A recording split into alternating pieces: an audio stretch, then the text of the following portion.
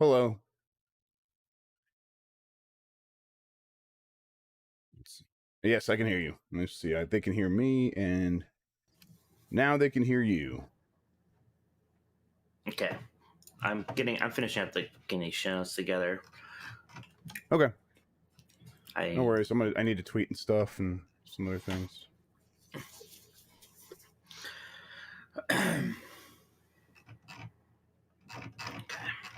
Let's start.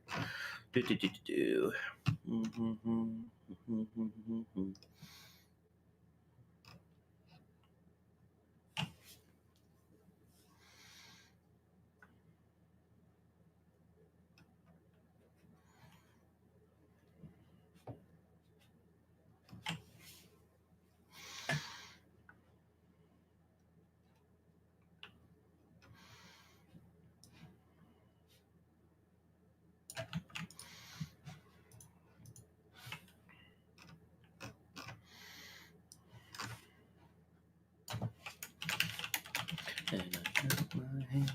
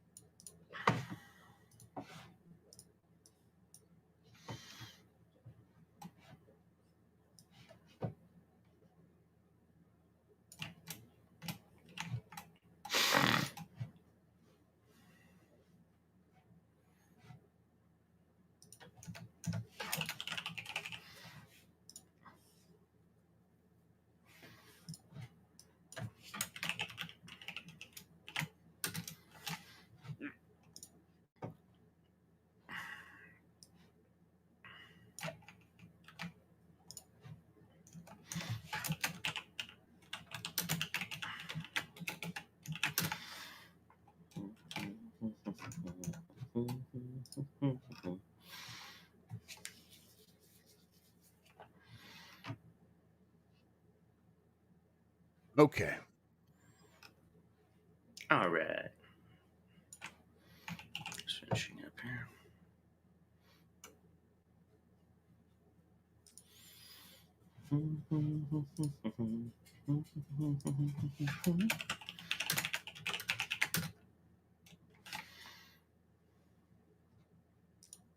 I do around here.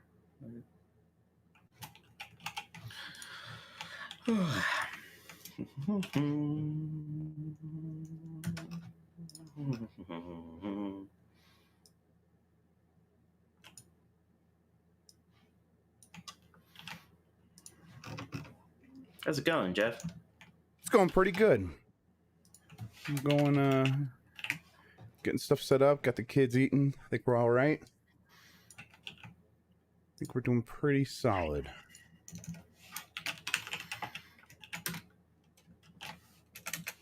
Good. Got 900 Really votes worried. here on this Game Boy Color poll. Oh, you already started it? Well, this is I put it on my YouTube page. You did that forever ago. I know, and I did it again. Oh my god! No, we're doing it during the show because like arguments need to be presented. Everyone agrees with you. No, that one's null and void. Okay, fair enough. Null and void. Hush, Penny.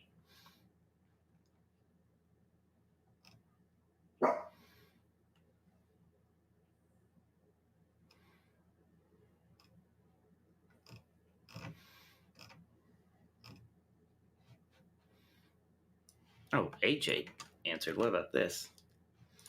What's going on?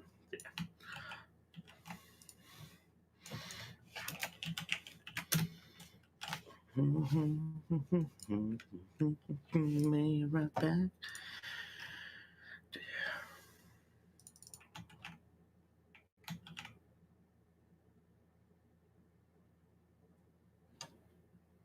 Oh, look, there it is. Yesterday, I don't even miss that. 4 something p.m.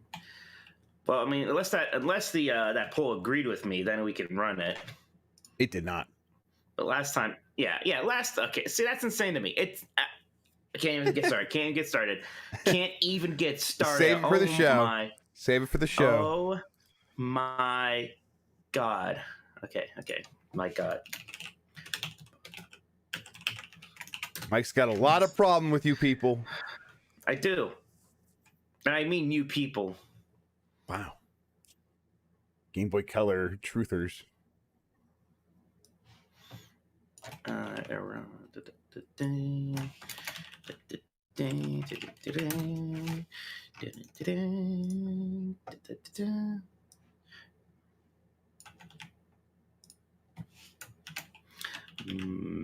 Bop. Benji Bop.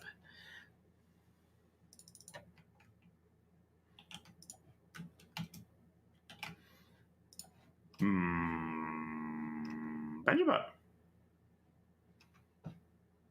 How's it going, chat? People are filing in. People are filing in. Everyone. Carl Lennon says Starfield is releasing on Game Boy Color. Very exciting. Finally. Well, I mean, they're not monsters over at Microsoft. Hey, Jeff, did you notice I texted you 3 times yesterday? Yes. Yeah, no, you didn't. Did you really? Oh, you know what? Yes. You might have been using my voice number, and I don't have voice set up on my new phone. Let me do that. Voice? So you're telling me you've never... Wait, you told me you never give me your real phone number? Well, I mean, I have, but I think you just always use the voice one. I don't know. I just have one on my phone that's labeled Grubb, and that's the one I use. Yeah, I don't know. Once you have one, it feels like giving you the others, like, I don't need to do that. I'll just figure it out. It's not like I have a problem getting a hold of you or anything. Okay. I think I'm just about... I think that, yeah. Here, at least, do you need a link to the thing? You have it open, or you already have it open? I got it, yeah. All right. Oh, what did I play? I played... Yeah. Don't forget to update what Nintendo games you've been playing. How's everyone doing? I can look at chat now. Is Bark too aggressive? Is Bark too aggressive? We bark incredibly mellowly here, I'll tell you what. So I literally go woof woof. It says unaggressive, a bark as I could possibly muster.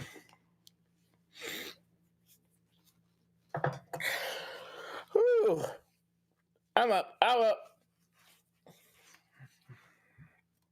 It's 8:30 a.m. for me, man. What the hell? I noticed you. Oh, look. Yes, but I'm probably less of a morning person than you are. I didn't sleep for a while last night. I have lots of excuses. I can go for it. I'm ready though. Anger has been fueling me. Thank God for diet green tea citrus from Lipton. Why is this so early? I feel terrible. It's Jeff's fault. Yeah, it's my fault. That's how we have to do it with school. Things. Like most things in life, yeah. I don't know if I definitely have been playing some Nintendo games, but I don't remember. Oh well, that's fine. Aren't you playing Harmony of Dissidence? Yeah, I am, but I've talked about that a little bit. Also, and I haven't had a lot of time for that this week. So let's see.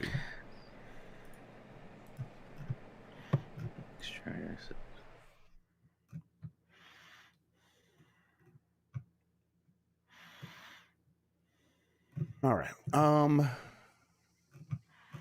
That's fine. I just won't put anything there. And all right, Mike, let me test the audio. Make sure that's going.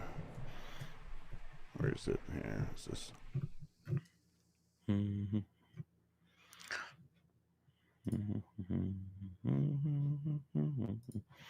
Let's get this over with. Yeah.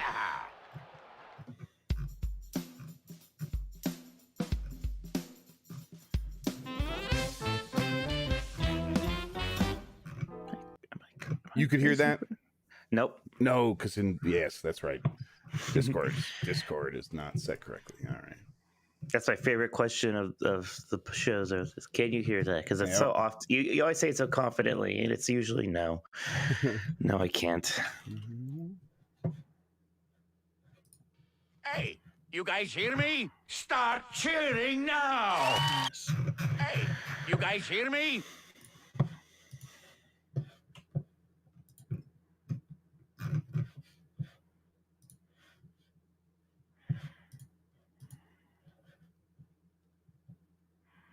We're quiet before a show in the morning. No, I'm getting everything together. So we got super chats. Thank you guys for super chats. Oh yeah, I was looking through everything, making sure I'm ready to go here. Hey, you guys hear me? Start cheering now. I barely hear something right now. Okay. All right. Let me see. I also hear a lot more background noise, whatever you did. But I don't know if that matters. Hey, Look at this. you guys hear me? Start cheering now. Hear it. I hear it. All right. And then.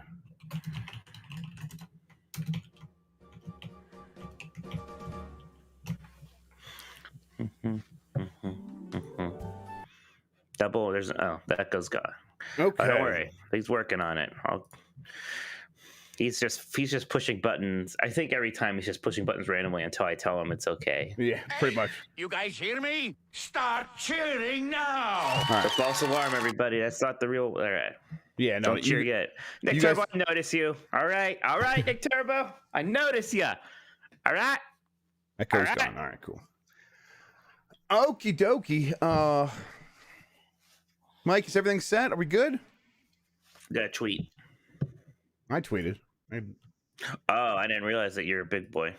I didn't I'm a realize that big you're boy. cool. I could do it myself. All right, I got this. I got this.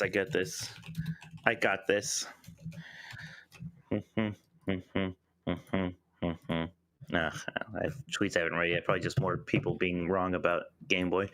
So no losses there.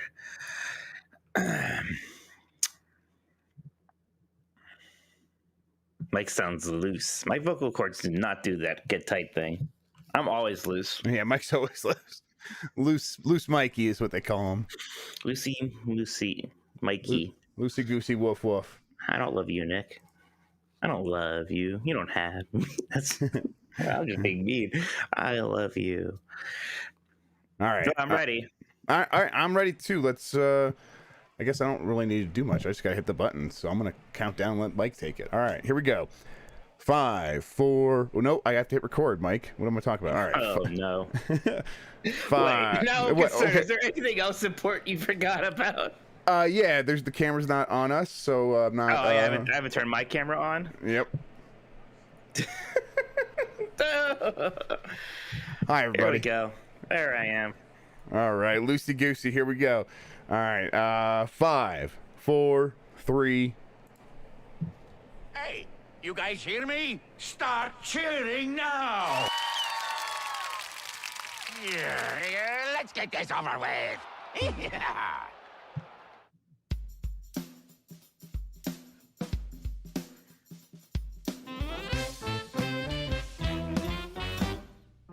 Woof woof. Hi, I'm Mike Minotti, and I am a Nintendog. Hi, I'm Jeff Grubb, and I am a Nintendog. And we are the last of the Nintendogs. Today, man, we're talking about our favorite Game Boy games. I'm probably going to scream a lot about how Game Boy Color are separate platforms. That's really the big thing here. Nintendo is being mean to Smash Brothers modders again, and the man who designed the NES and SNES controllers has retired. But first, Jeff, how are you doing this morning? I am doing well. I'm tired. It's early, but we're gonna bring some energy to this, and we're gonna do. I mean, really, all we have to do is get to the Game Boy Color thing, and then everything's gonna be just fine because we'll have plenty of energy at that point once Mikey starts getting all mad. But yeah, I'm doing pretty good. I've been busy. School started for the kids, so still figuring all those schedules out. That's why we're doing this early. But yeah, I'm feeling pretty good. Ready to talk about some Nintendo stuff. All right, that's good stuff then. Do you want to just get into some of this news? Not a big news week for Nintendo, really. Yeah, let's do it. But that Metroid Dread trailer did come up. Yeah. Oh, are we having some delay, Mike? Yeah, we are. Of course. of course, as soon as we start. There's no good reason for that. And we were losing some frames there too. So let's just start over. I'm going to make sure that everything's turned off. Just a second. All right. Okay. False alarm, everybody.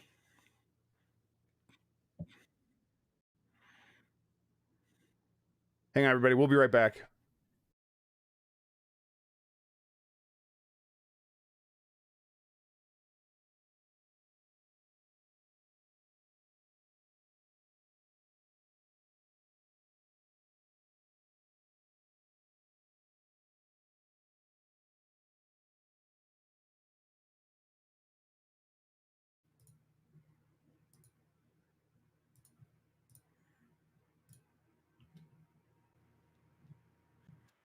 Okay. I think we're good. We should be back and everyone can hear us. Can you hear us, everyone? I bet you can. Look, don't lie to me, you sons of bitches, daughters of bitches, and just the plain very inclusive, Mike. Bitches. All right, here we go. Yeah, the router is a virtual boy. That's correct. It's running off of a Game Boy printer somehow. Somehow, some way. All right, Mike. Sorry about that. I should just restart that before every show and just at this point we might have to. Until it doesn't take that long, so it's fine. It's at one point it was settled and good for a while there, but not anymore. Yep. Okay. I'm gonna hit this button and then we'll start over. You ready? I'm ready. All right. I'm gonna hit. All right. 5, 4, 3. Hey, you guys hear me? Start cheering now. Yeah, let's get this over with. Yeah.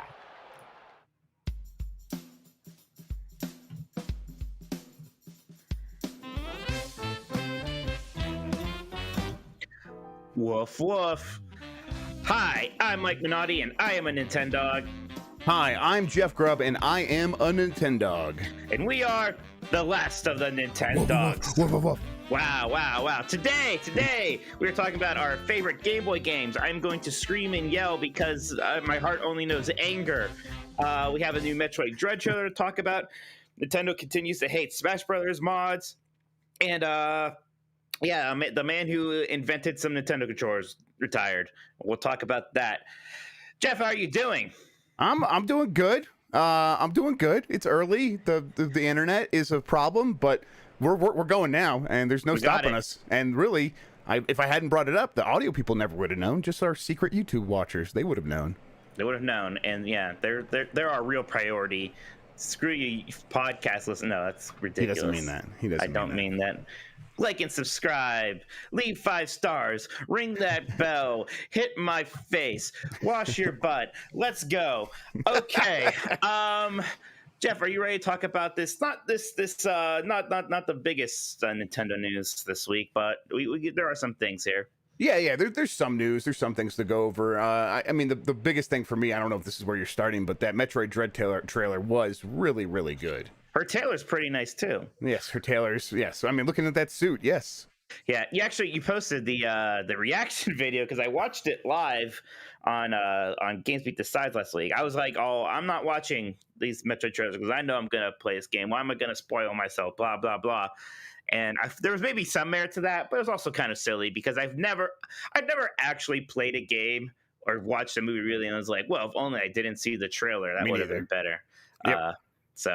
And when you were high on it, I was like, okay, maybe I better watch this. Because when they debuted Metroid Dread, Jeff was being the biggest poopy pants about it in the world. Yeah, being a downer. Yeah. You're being a downer. So if this one got him excited. Yeah, tell you what, that's a very good trailer. I don't know if it's in that echelon of like the Breath of the Wild trailer or even that Mario Odyssey trailer, which was really good.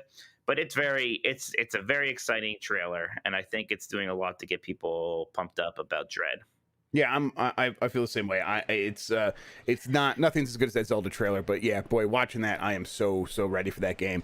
And hey, it's September, so that just means basically one more month, and then it's here, which is just wild, just crazy. But oh well. I mean, anything else to say about the trailer? Do you have any favorite parts, or would that be too spoilery? Because I do see a lot of people talking about how this was an especially spoilery trailer. Was and it? I don't agree, but that's never me. I'm the same. I think I'm like even less adverse to the spoilers than you are. I think I think. As far as I can tell, and there is science to actually back this up, but spoilers have only ever made me enjoy something more. So, but that's just me, and I know most people don't feel that way, and so we can avoid it. But like, there was some cool stuff in that trailer that I wish we could talk about.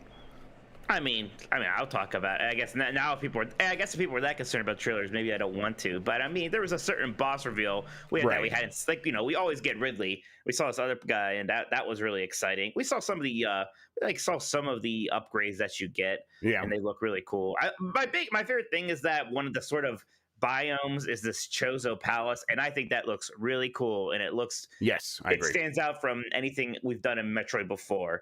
And I like that a lot. And that was one of my issues with Samus Returns, was how samey and cavey everything kind of looks after a while there. And I get it; it was based off a Game Boy game where that's just how it was. That's what the game was, right? Yeah, right. So whatever. But super excited for Dread. I'm excited. It looks cool. I think some of the things that really like push me over the top, and not just like the spoilery appearances of certain things, but like. The tech looks really good, and the visuals look really great. And whenever they zoom in the camera on the character designs look fantastic, like top notch. And the world looks really alive, where there's things in the background. You can like loosen them up from the background by hitting them with a missile or whatever, and then they fall into the playfield, and then you can interact with them, and all of that stuff. That entire sequence just looks really cool, because the background does look so lively that when something pops out of it, it looks great. So yeah, I am really looking forward to this game. Definitely the most anticipated game right now for me, for sure. Yeah, when they first announced it, part of me was like, okay, we're going to get a new Metroid game, however good it's going to be, fine. My expectations are almost just because of this trailer are now, this is going to be the best Metroid game I've played since Metroid Prime, probably more realistically since at least Zero Mission. So, right. Yeah, it certainly like feels more significant than Samus Returns, and I like Samus Returns, but this seems like a quote bigger deal, end quote, TM hashtag. Yep. Yeah, looking forward to it. Well, I'm sure they've been like pumping out stuff like content about this game to promote it for a while, so I'm sure we'll have more to talk about before it comes out again. But yeah, at least it's only until October. They're doing a pretty good job promoting it. It feels like, at least as far as the internet webs are concerned. I don't know how the TV commercials are doing. Like, that trailer should just be a TV commercial, but who knows? Yep. All right, then. So Lance Barr, the man who famously designed the NES and SNES consoles, has retired from Nintendo. He made the announcement on LinkedIn, stating, "After almost 39 years at Nintendo, I am retiring and moving on to, quote, other projects." He served as the design and brand director since 1982. He also created some unique peripherals like the NES Zapper, the NES Advantage, and the NES Max. And he was responsible for the top-loading NES redesign and the dog bone controller that one came with. Yep. So good stuff here. I think the NES and SNES consoles are very iconic to me. Those designs, those looks. I think they both look better than their Japanese counterparts. NES and Famicom, there's some big differences there. SNES is way better than the Super Famicom, I feel like. I don't know if that's a controversial opinion or not. It is, but I agree with you. It is among people who are super into the Famicom. I think most people that we know would pick the Super Nintendo because it's what they grew up with, but there's people who are like, no way, what are you talking about? The Famicom is better. And these are people who like saw the Famicom before they ever saw, or the Super Famicom before they ever saw the Super Nintendo. So I'm doing a poll right now for it. Okay. I'll tell you what bothers me about the Super Famicom is the different colors for the face buttons. I don't know why, but I like that. It bothers you. That's the best part of it, actually. No, I like the gray and purple face buttons. I do like those too. Those are better. Those look great. That just there's something about that works more for me. All right, I'm voting on this thing. I'm voting Super Nintendo because I'm not a monster. And it seems like that is already off to an early... this poll is not going to make me nearly as mad as a future poll today is going to, is all I'm saying. No, I don't think so. Right. We'll give you one. Yeah. Lance Barr rules. The Super Nintendo is really a gorgeous system. He's like, he looked at the Super Famicom. He's like, it doesn't have enough of an edge for the United States market, or the Western market. And I mean, I don't know how edgy the Super Nintendo is, but it definitely has like a harsher look to it. But I don't know. I love it. I think the color design, the color like palette is perfect. It's it really does just kind of stand out in the way that I think the Super Famicom doesn't. The Super Famicom just looks kind of like it's nice, but it's not the Super Nintendo. Are you more of a NES top loader fan or the original design? Do you like the toaster? Well, if I'm looking at them, I think I like the front loader better, but the top loader worked, so I like the top loader better when I actually have to choose one. It's top true, loader yeah. didn't fail, so for people like, what are you talking about? Like blowing on cartridges is a thing that we had to do with that front loader so much because everything just wouldn't work. But the top loader really solved a lot of those issues. You'd almost expect that the front loader would be the more secure connection because of the way you're literally push it in there and you slam it down to lock it in, but no, it never. Those things, that was always an issue with that. Yep. There's something slightly boring about the top. It's very efficient. It works. And you can clearly see how design philosophy goes from original NES to the top loader to the Super Nintendo. Mm-hmm. The top loader almost does look, or is more reminiscent of the Super Famicom in that way, it's like this efficient little thing. Yeah. Yeah, exactly. All right. Well, congrats. Well, he says he's moving on to other projects. I don't know what those could be. He must be. I mean, he worked at Nintendo for 39 years. He's got a lot under his belt already. We'll see. That's the tiered front of the top loader is still pretty cool though, where it slants on the one side with the power button, and then has the cable connection on the other side, the controller connection. That's pretty cool. But otherwise, yeah, you're right. It's just kind of pretty efficient looking. Maybe you think maybe Barr's going over to Microsoft to design the Xbox Series X. Yes, I think you might be onto something there, or maybe PlayStation, and he'll just rip out more of the cooling stuff inside. We're gonna get a PlayStation 5 top loader. Yeah, I would love that. The disc just kind of halfway sits out and just spins. Yeah, it's really dangerous. Yeah, it's real dangerous. Sometimes it shoots out there, takes out an eye. Yeah, like the pizza shooter Teenage Mutant Ninja Turtles toy. Yeah. Oh, that was a toy, man. That was a good toy. You would lose those pizza things after a couple weeks, or at least I would. Oh, my parents found those everywhere. For years, yes. Yeah, totally. Kind of makes me hungry.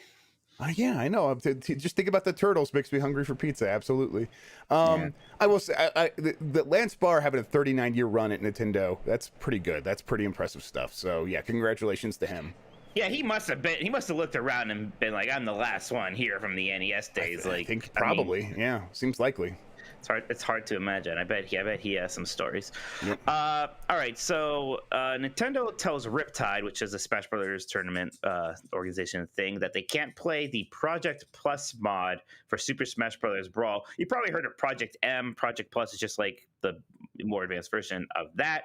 Jeff, why does Nintendo even care? I had never heard of Riptide before. Like these people just playing a Smash Bros. Tournament. Why do they care that they are going to play a modded version of a game that is 20 years old? How old is Brawl? Close 18 years old? Something like that? Probably 15 years old. Why do they even care?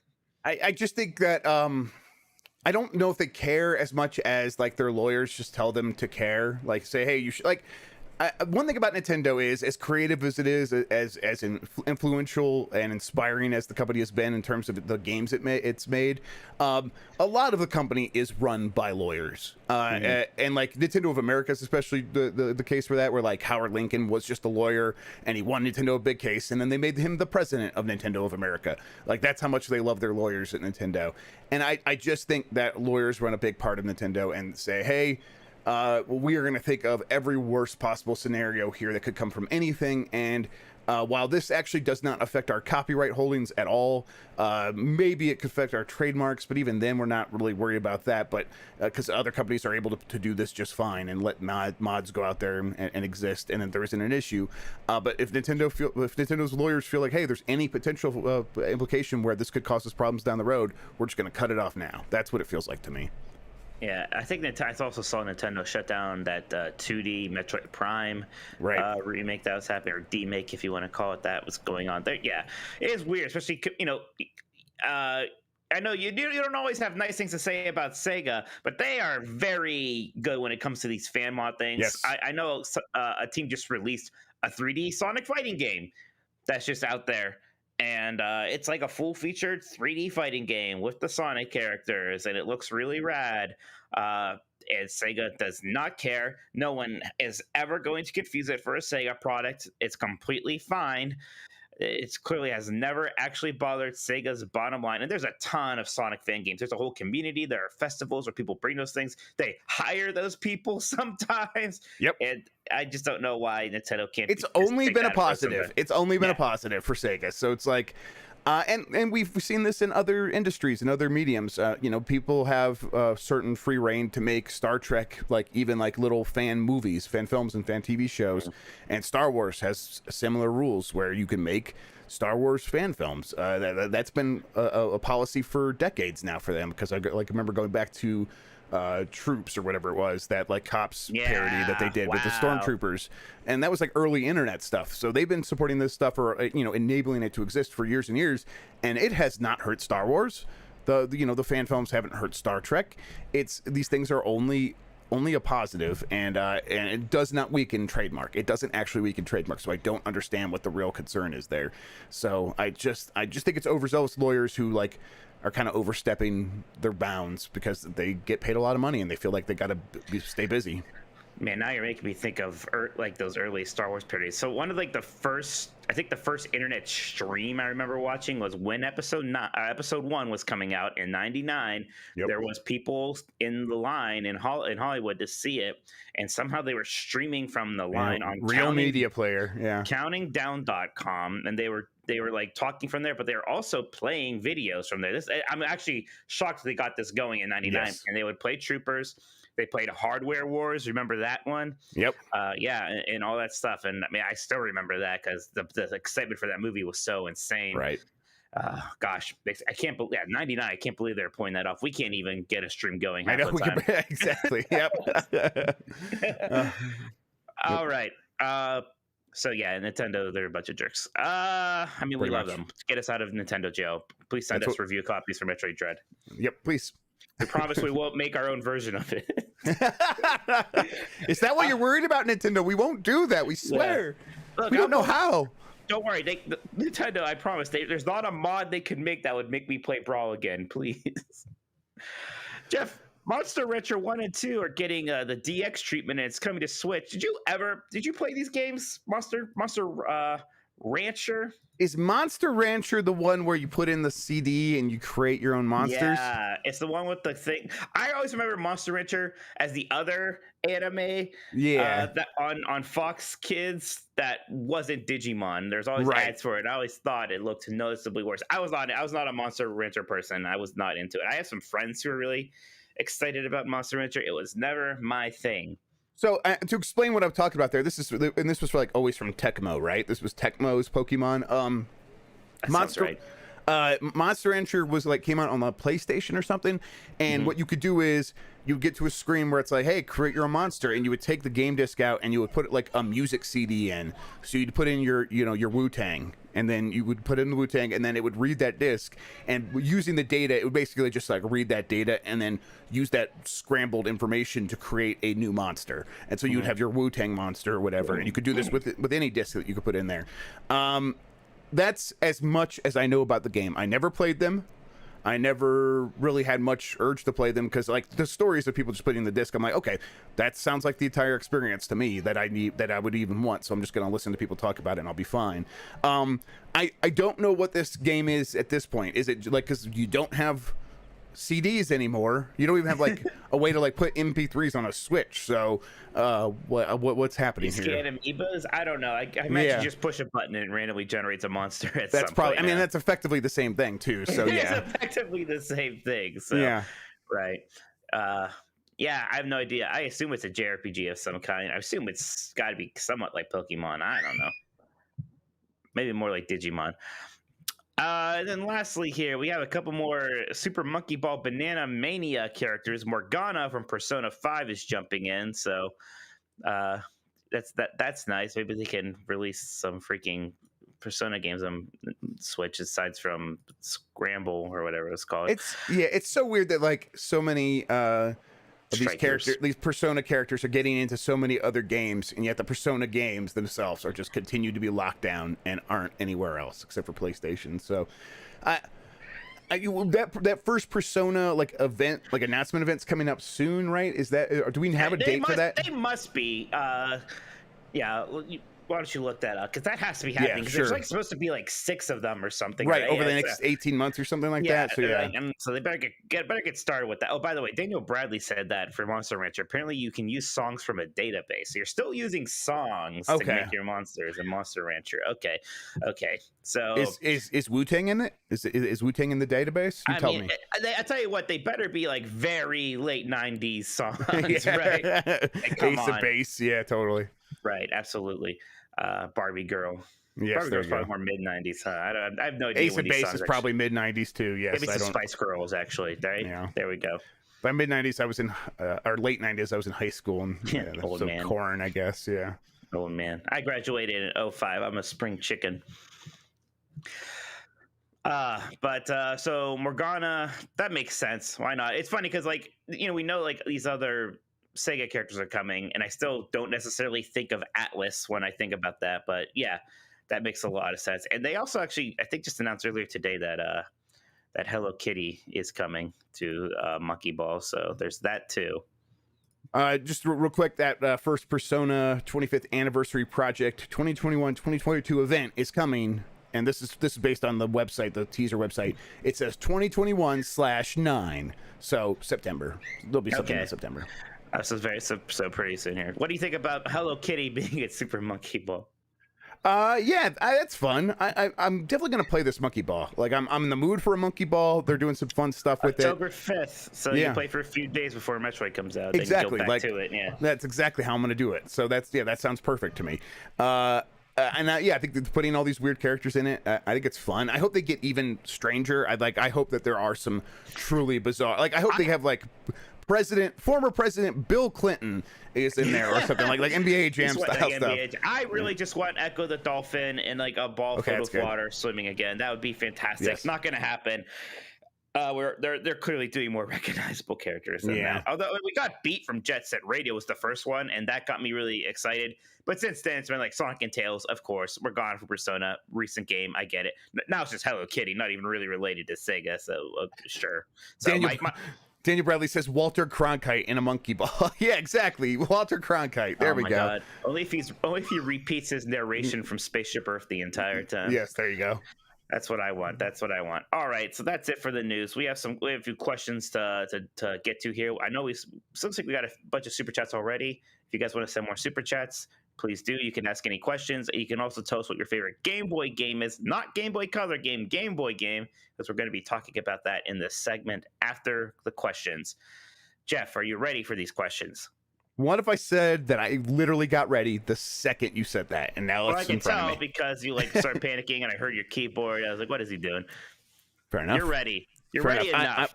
I'm ready. Okay, I think we got them all here. Let's see. Let's start with Uriel Delgado with the super chat that asks Nintendo fans, or that states Nintendo fans molding Psychonauts 2 isn't on Switch. I don't know what molding is. Maybe that's. I think that means they're mad. I learned what this was once. I think it's so mad that they're becoming bald.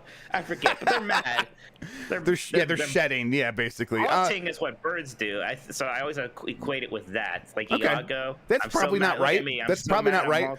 But I still like yours very like a lot. So yeah, okay. And yeah, I would love to play Psychonauts 2 on Switch, but it's great on Xbox and PC and everything. So whatever. Yeah. You can't be mad about like games really more designed for those other consoles not coming on Switch. Yeah, mad's probably a bad way to be. Like you could be disappointed. Mold. You can't be mauled about it. Yes, molting. Yeah. From Isaac Spencer. From Space Dovahkiin. Why I wasn't able to use Pokemon Crystal on Game Boy? Because it's a Game Boy Color game. Is why. And why would you be able to use one game on a platform on an older system? So there you go. We'll get back to that. But yeah, that's a good point there.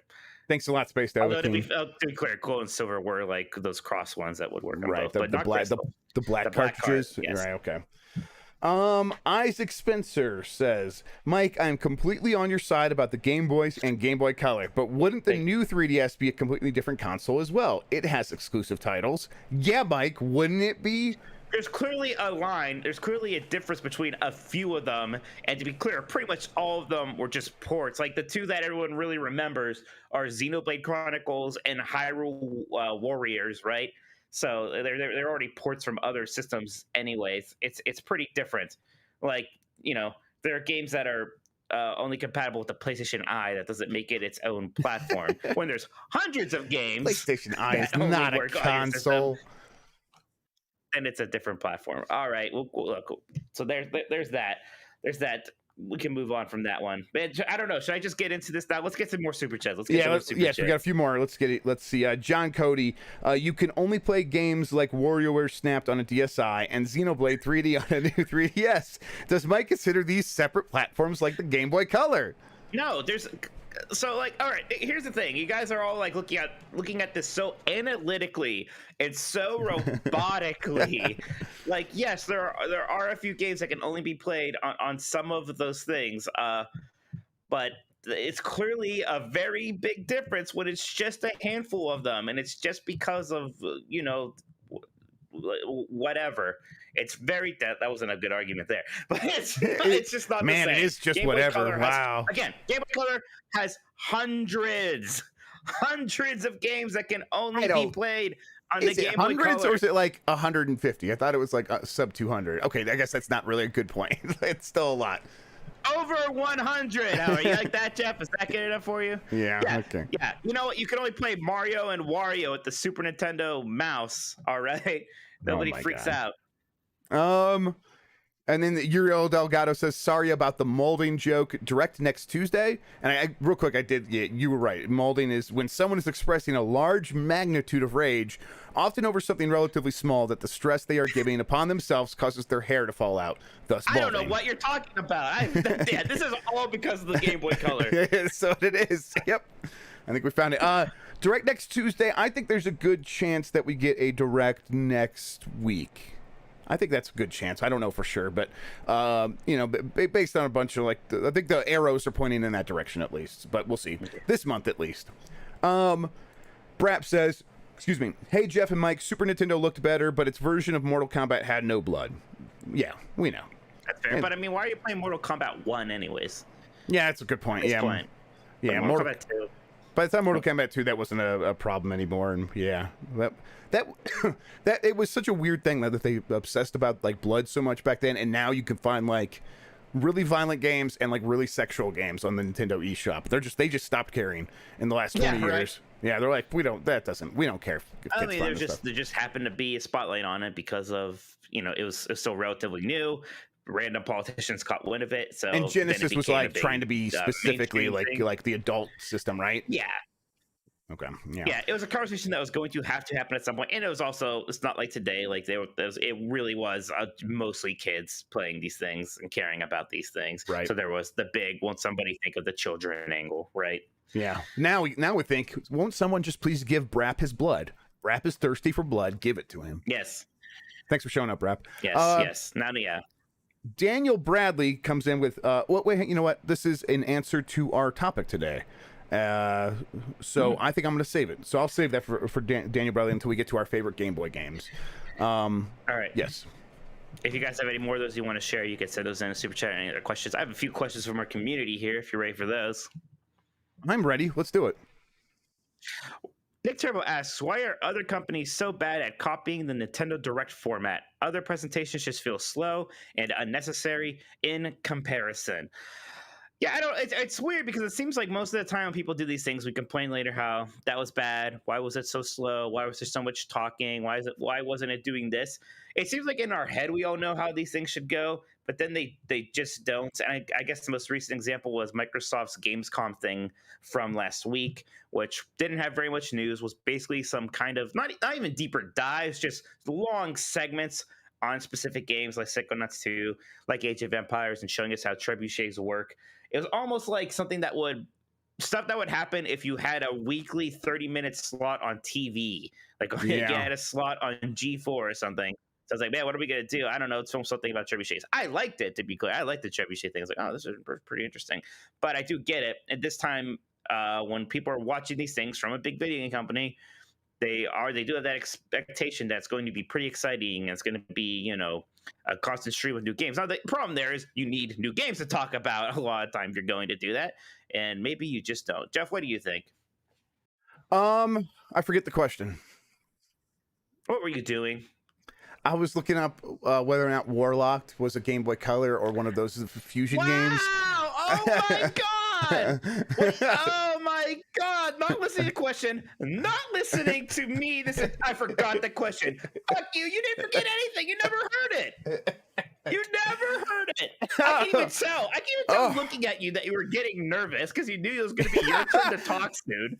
Oh my god! This is a good professional show, everybody, with professional hosts. And my internet just gave out for a second. I couldn't hear you, so could you repeat the question? Oh, you know what? I have it right here. Yeah. Never mind. Why? I can't believe I'm going to say this, but show Nick Turbo some respect. I'm so sorry, Nick Turbo. Yeah, I don't know. I think that a lot of it comes down to Nintendo's just been. You know what? Nintendo knows what people want, and they are have their audience that comes to Nintendo for Nintendo stuff. I think Sony and Microsoft and other companies are less certain that they have a very specific audience. They think they're speaking to a much broader audience, and so they get into situations where well, I guess we can bring this game. We definitely have an audience for this stuff, and we'll try to explain to it. And then most of their audience, 80% of their audience, doesn't care about any one specific game, and so it ends up just feeling like everybody's miserable because there's one game they cared about, and the rest of the stuff was pretty bad. Where I think Nintendo's pretty good at getting the people that really want to speak to that Nintendo audience into their Nintendo Directs.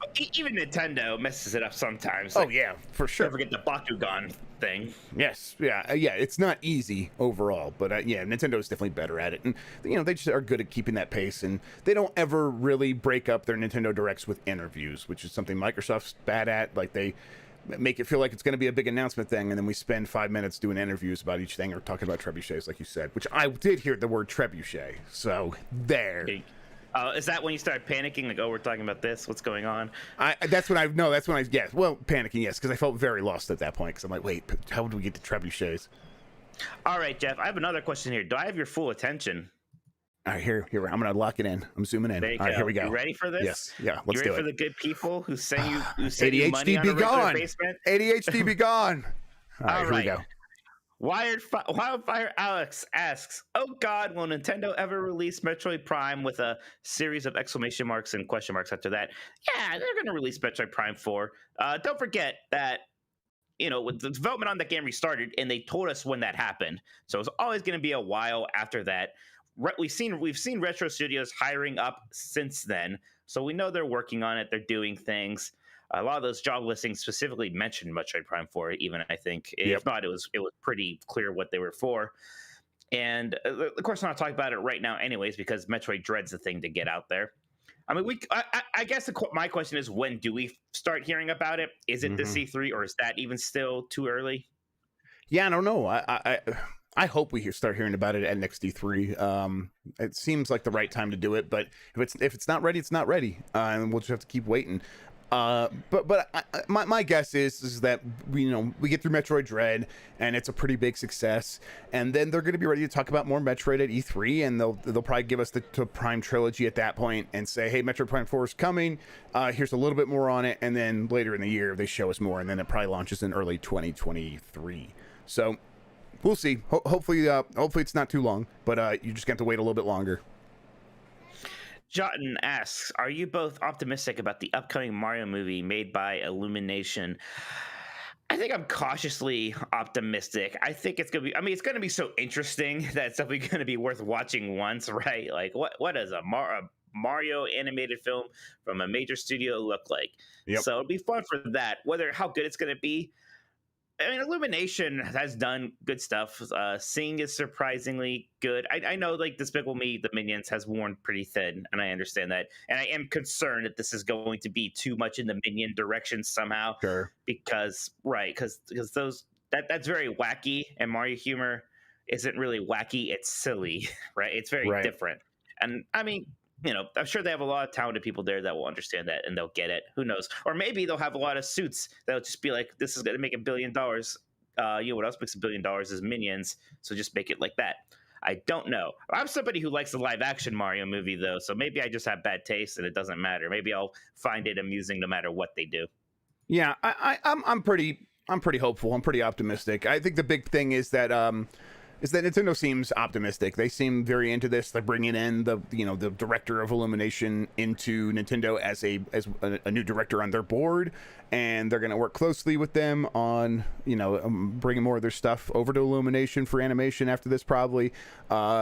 And that, to me, that says they like what they're seeing. And I guess what does Nintendo know about movies? I guess should I take positive indications from that? Maybe not, but I don't know. I'm hopeful. Really, I just want it to be good. I want it to be a good family movie that my kids like and I can watch a bunch. I bet I'll like it more than the Borderlands movie. I think that is a safe bet for the both of us. Yes. Yes, I think that's going to be true. All right, Jeff, you ready to talk about the Game Boy? I am always ready to talk about the Game Boy.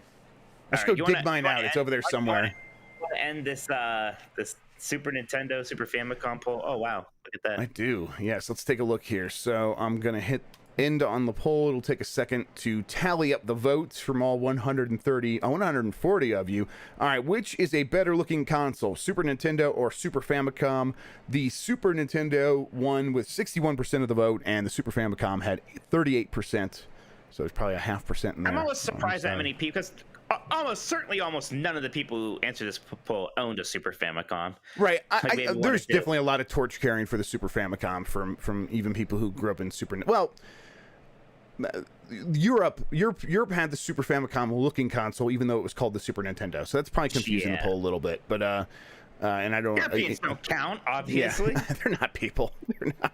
They're like the one people who are like awake right now and off of work and probably watching us. So, so hi Europe. Sorry about that.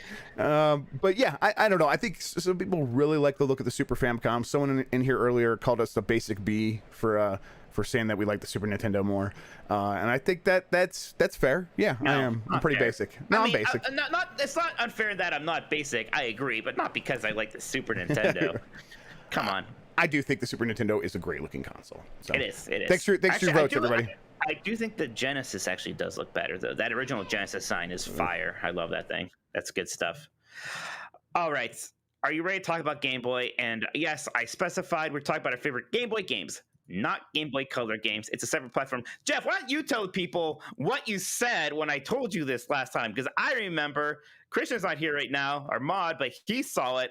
Tell me what you said. I couldn't remember. You know me. I can't remember. You said, yeah. You said. I don't want to say this, but yeah, of course we're going to do them separately. Of course we're going to do them separately is what you said, Mister. Holding water constantly for the whole Game Boy. I don't remember that. The same thing. Yeah, you said of course we're going to talk about separate because they're two separate game libraries. They're two separate, distinct game libraries. How come when all these news stories were happening, there's all these rumors going around that Game Boy and Game Boy Color games are coming to the eShop? So this is basically a way we can talk about what games we want to see on there. But everyone had to specify Game Boy and Game Boy Color games, which is weird. If there's just both the Game Boy, why do we have to specify that? If 3DS games were coming to the eShop or whatever, or the Nintendo Switch Online, no one would ever say 3DS and new Nintendo 3DS games are coming to the eShop. Everyone would just know.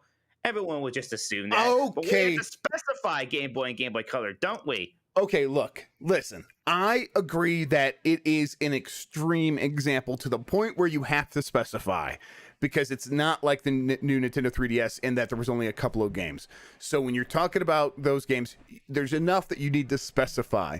However, the system is very much in the same lineage in terms of its hardware of being an upgrade to the same. It's a revision of the same hardware, basically. It is the same sort of idea as a new Nintendo 3DS and a DSi, and you could tell because it's the same hardware. They just did a slight tweak to be able to add color, and that's it. It did slight tweaks. The Wii is basically a slight tweak of a GameCube. It's just presented in a way to feel much more different than that. Like that almost doesn't even matter anyways, though. It is about the presentation of it, and it was very much presented as a successor, as a new lineage, as the next Game Boy, in a way if that we're worried about how it's presented, very different than the Game Boy.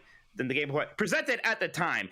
Okay. I knew it. Let me get my least favorite argument out of the way right now. I wasn't going to use this people, argument, but now I have to because you're talking about presentation. Everyone uses against me is that at some point Nintendo's like investor relations released a graphic of like here's how much all of our systems sold, and in that they combined the Game Boy and Game Boy Color for lifetime sales, and everyone's like, well, Nintendo says that they're the same thing, huh? Why would Nintendo want to do something that would artificially inflate a sales number on their investor relations page? It's a big old mystery. Like, yeah, of course they don't want to be like, oh, the system that was around for 2 years doesn't have a whole lot of sales. Let's just throw it at the Game Boy because, yes, of course they're close and they can get away with doing that. People are like, well, why don't they just combine the Wii and the Wii U? Because of course they can't get away with doing that. There's no real argument there. I get it. And there is an argument for Game Boy Color. I'm not so dense that I don't think there's an argument. But this idea like, well, Nintendo says, what does that mean, Nintendo says? Do you think there's some guy in the cloud who's Nintendo and he like dictates to the people who made this PowerPoint who were like, all right, we'll combine these things. Do you think if you ask Doug Bowser if the Game Boy Color, you think he knows? You think he cares? You think he has an answer for you? You think he cares? No. Okay. No. It is a weird situation with the Game Boy Color. So yeah, it's definitely more distinct than the other examples. But I'm just saying it's in that same lineage, and it is more of a revision than it is a separate console, in my opinion. But I think it's right there on the borderline. And when you start talking about the library, that definitely becomes shakier. Like, obviously, when you start talking about how many games are just Game Boy Color games, it becomes shakier. Fine. But like... yeah. Like some defining like Game Boy Color games like Link's Awakening DX, like that played on both. Like they had some cross-gen games, but it wasn't a new generation handheld games. Yes, some games could because they would just turn off. Well, but it wasn't just turn off the color; they had to turn off other features too, and stuff like that. That's another thing that I like to say. So Link's Awakening, they had to remake it for the Game Boy Color. So you're saying they remade a game for the same platform? No, they had to re-release it so that it could be on the new platform. I mean, listen. To me, it's more like a director's cut. It's more like it was. It's not a director's cut. It's more like a Game of the Year edition. It's specifically about taking advantage of new hardware. It's completely different than like a Metal Gear Solid 2 Substance. It's not just about, oh, here's some stuff we can add in. They added stuff, but it was all about taking advantage of new hardware. In this case, specifically the color and some Game Boy printer things. Really. That's nothing. That's not like Persona 3 FES or anything like that. Completely different. It's about taking advantage of the new thing. I think that for this conversation, go ahead. They never re-released Mario 3D Land to take advantage of the new 3DS because who cares? It's not as big of a deal. There's nothing there exciting. There's nothing to do there. But there wasn't with the Game Boy Color. I think that for this conversation, I will have to say that Mike is more right for our purposes now. We need to have purposes now. We have to have a separate one for Game Boy and Game Boy Color, because I think if you start bringing in Game Boy Color games, there's too many. It's too distracting. It's a whole other thing at that point. Yes, fine. Yeah, and also like everyone's like, oh, the one platform those games run the older one. Same thing with PlayStation 5, PlayStation 4. You sometimes have to pay twice for them. Is all it is. All right. Do you want to run a poll here? I know you ran a YouTube poll, but that's just gonna make me mad. I want to see. Yes. Now that you've convinced everybody, let's see. I will say, like, I get it. I get that it is confusing and they're similar, and this is like a unique case in the gaming world. I am shocked when I find that most people don't agree with me. To me, it very clearly seemed to be a separate platform, and maybe it doesn't help that the Game Boy Advance came so soon after and was clearly a new thing. Right, the Game Boy Advance was very obviously much more of a step forward, but I still have it in my Game Boy Color, Game Boy Advance. Like, how should I phrase this poll? Is the Game Boy Color a separate platform from Game Boy? Yes or no? Is Mike a furious idiot? How malding is Mike right?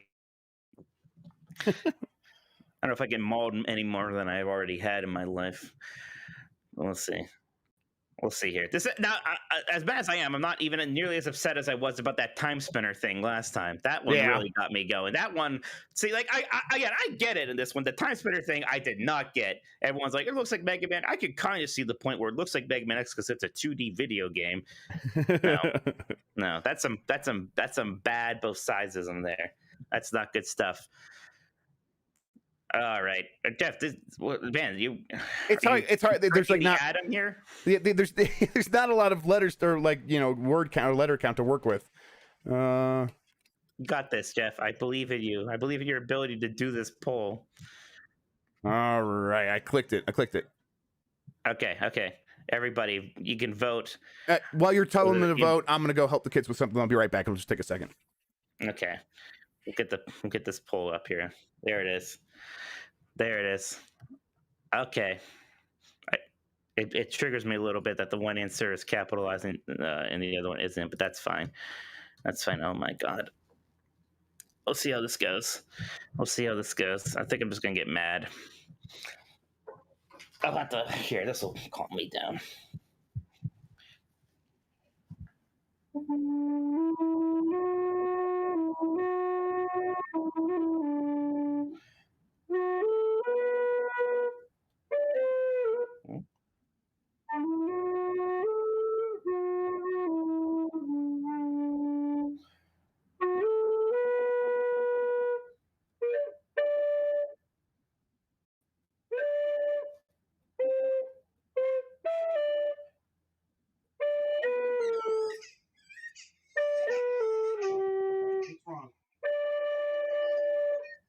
Oh, baby's crying. Okay, I'm so excited to see what the problem with the baby is.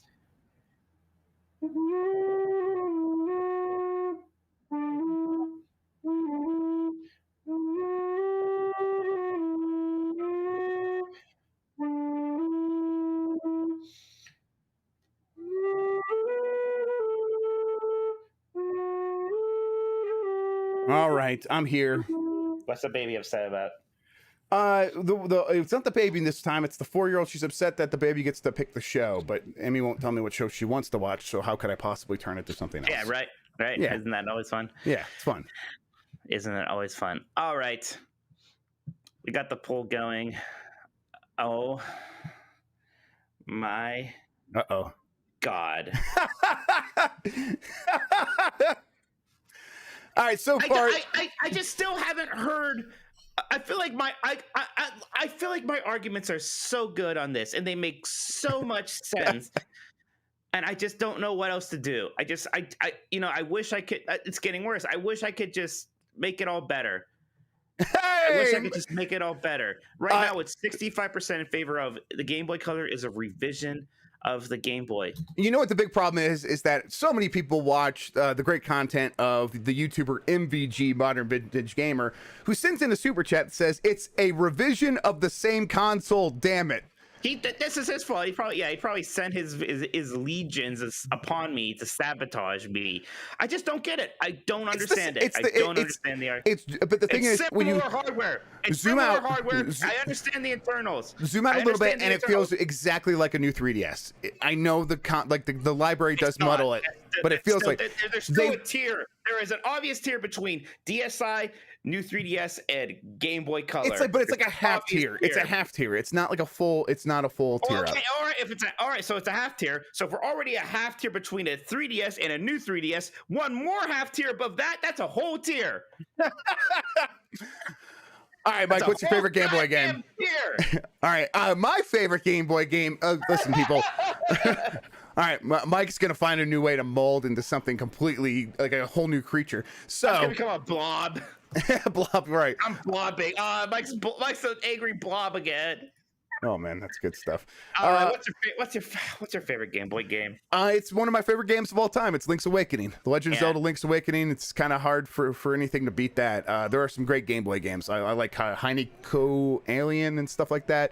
And of course, there's some other ones that I think people are going to mention, so I won't spoil that. But Link's Awakening was a special experience for me. I've told the story before. A kid stole it from the teacher's aide. I didn't realize it when he handed it to me and was trying to get me in trouble. And so I took it home and put it in my Game Boy and played it. And I've had that same kind copy ever since. And the teachers eventually realized when I brought in my Game Boy and was playing it that I must have had her copy. And when she asked me about it, and I just like flat out told her like, yeah, the kid gave it to me. I don't know what that was about. And she just realized I was just like this naive, dumb little idiot, and she let me keep it. So, but the game itself, I played for months and months, like as a 10, 11-year-old, as I was first figuring out video games, and realizing that you had to pick up the second boss and throw her against the wall, or throw the clown against the wall to like break his vase to get him out of there, so you could actually attack him, because you just got that power to pick stuff up. Realizing that was a moment of games clicking into place in my brain and being really super satisfied with the way design works in games, and ever since just like having like chasing that feeling over and over and over again. But even like the world itself is so mysterious and neat and cool, and there's so many cool characters, and the trading game that you get involved with that takes you across the world, so you have to like meet some characters, and actually having to do that to progress the game. It was just this weird bespoke experience that I had as in the perfect age in the back seat of my parents' car on road trips, and like turning on the light and having my dad yell at me because apparently, I don't know, so Windows must have been worse back then, because when you turn on a light then in the 90s in the back seat of a car, parents would freak out and be like, they would lose their mind. I can't see. I'm fine. Yeah, they would act like I just turned on the sun. Yes, exactly. It's the same thing. My dad would lose his mind. And so I got good at like secretly putting my hand over it and turning it on, and then like taking off my shoes and putting up a sock in like the little handle that was over the light, and like aiming the light perfectly down at my Game Boy so I could play it for the last hour of the road trip before we got to the hotel or whatever. It's a very, very, very, very special game to me, and I would not trade that experience for anything in the world. Like, I love it so much. So yeah, Link's Awakening is my favorite. I promise we'll talk more about Link's Awakening. Oh, here we go. But some experience share in chat said literally all the Game Boy Color did was add a little bit of color. It's not a new console. To be clear, when things are monochrome, the most important thing you can do is to add color. Like, what is still like the biggest thing that happened in movies is when they went from black and white to color. Right? Like, that was a big deal. Like, don't act like, oh, it just added color. Who cares? That's a pretty big deal for the Game Boy. You ask anyone who had a Game Boy, what do you want from the next Game Boy? Color. Link's. I don't have the affinity for Link's Awakening that you do, but it is a very, very good. It was really punching out of its league in terms of being the Game Boy version of a Nintendo franchise. Right. It came after Link to the Past, and yet it really felt like a successor to that. So yeah. It's like people some people like Link's Awakening more to Link to the Past, and I get it. I would not get it if you're like, I like Metroid 2 more than Super Metroid. Or even if you said I liked Super Mario Land 2 more than Super Mario World, I couldn't go with you all that way. But with Link's Awakening, I completely understand it. They did something special there that felt as good to play as Link to the Past, but very much was its own thing. And in a lot of ways was actually closer to Zelda 1 than Link to the Past was. That was something that struck me and kind of surprised me when I played Zelda 1 all the way through finally, was how much it was reminding me of Link's Awakening, just with little things, even like those kind of 2D segments and stuff like that. Right. Yes. That's a good point. Like, and even exploring the world where it was like a little bit more open-ended even than Link to the Past was. So yeah, totally. Yeah, good stuff there. Man, I really have to say Pokemon Red, which is so weird because the Game Boy seemed like it was done, and then Pokemon finally came out like late in the US. And it was like almost 8-9 years after it came out, like after the Game Boy came out. Yeah, that's wild. Yeah, suddenly everybody had Game Boys again, and we were all playing Pokemon, and I got into it immediately just because to me it's just, this is a new major Nintendo game, and the magazines seem excited about it. Apparently it's a big popular thing in Japan. Okay, so getting in on that immediately was super fun. I have so many memories, especially my younger brother had football practice like every day. I don't know why it was so intense, but like every day for 2 hours at the school he had football practice, so I spent a lot of time on like the playground near there, basically just playing Pokemon Red. Going with my Charmander, I got all the EVs. Vaporeon is my favorite Pokemon. I spent a lot of time just farming the Elite Four because I very specifically wanted my Vaporeon to be level 99 or level 100 or whatever it was, like naturally without abusing rare candies or anything like that. And it was great. Like just like all the little secrets, finding like not even secrets, but like, oh, there's like legendary Pokemon. What's an Articuno? What's a Mewtwo? And you go and you get them. You find out about Mew. It's like, I hope I can get a Mew someday. Just a really, really fun sort of RPG experience that they're still kind of chasing and replicating. And in a lot of ways, I know like the newer games have too many sort of quality of life changes now. That's maybe going back to the OG Pokemon Red would be weird, but it's certainly still the one I had the fondest memories of. Mm-hmm. Yeah, I love the Pokemon games when they first came out. I was a bit older, so it wasn't something that I like took over my life or anything like that. And I while I was like, hey, this Pokemon Red, I think I had, or I might have Blue, I don't actually remember. Either way, it was like, oh, this is an enjoyable RPG. It's really good. I see why people are so excited. And then I would look around and see like some kids slightly younger than me, like super into the anime and super into the trading cards and all that stuff. And I was like, okay, that's not me, but I still enjoy this. And you were a little bit older. I think it hit me I was like 11 or 12. I was like the perfect age for it. Yeah, so I was like 16 or 17 or something like that. Yeah, 16 I really maybe, started watching the cartoons, and 5 years older than me. So it was when did it come out? 98. What year? 98. So yeah, I would have been 15. Okay. Yeah. Right. But I immediately got into Pokemon cards and all that. How do you not remember if you had Red or Blue? That's such a formative decision. I think I just was like getting my driver's license and stuff. Like that's what I associate that with, is like getting my driver's license. So it's like so at that one point where like maybe gaming was at the weakest for me, like in my life, because it's like, oh, the whole world's in front of me, and then I got my car, and then like I think I don't know, that lasted like a week, and I'm like, okay, I'm back into video games now.